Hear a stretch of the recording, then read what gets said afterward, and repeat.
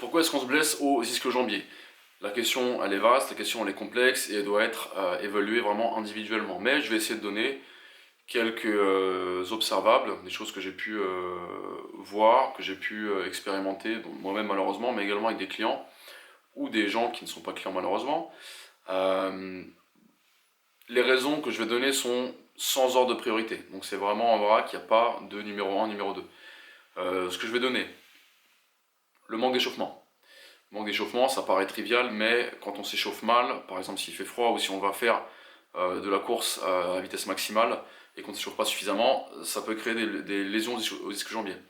Deuxième chose qui est également en lien, c'est un manque de progressivité vers la vitesse maximale. Si on commence son entraînement et que 10 minutes dans l'entraînement, on commence à faire des courses à vitesse maximale ou mettre des appuis à vitesse maximale ou à intensité maximale, le corps va pas forcément apprécier. C'est comme une Formule 1, il faut d'abord chauffer le moteur et également chauffer les pneus avant de pouvoir faire une course, un tour de piste à vitesse maximale. Autre chose, un déséquilibre au niveau du bassin, déséquilibre de tension, de longueur au niveau des tissus autour du bassin, fléchisseur de hanche, quadripsoas par exemple, la chaîne postérieure, donc les fessiers, les abdos, le bas du dos, tout ça, ça va participer à généralement une antéversion du bassin. Antéversion du bassin qui va être liée justement à une inhibition, très souvent de la chaîne postérieure, des ischio-jambiers, donc le bas du dos est pincé, tous les nerfs qui vont irradier le bas du dos, la chaîne postérieure, pardon, vont le faire de manière erratique, de manière sous-optimale. Ça peut envoyer des messages erronés au cerveau et ça peut justement créer des lésions très facilement. Autre chose, la technique de course, la posture globale, mais la technique de course va avoir une grande incidence. Plus on va vite, plus une technique de course qui est à défaut ou en défaut, on va dire, va aggraver le processus. Si on a les pieds extrêmement en canard, si on a les deux côtés qui agissent d'une manière différente, ça va créer des problèmes aux ischio-jambiers. Maintenant la question c'est comment régler ce problème, comment en guérir, comment éviter que ça revienne.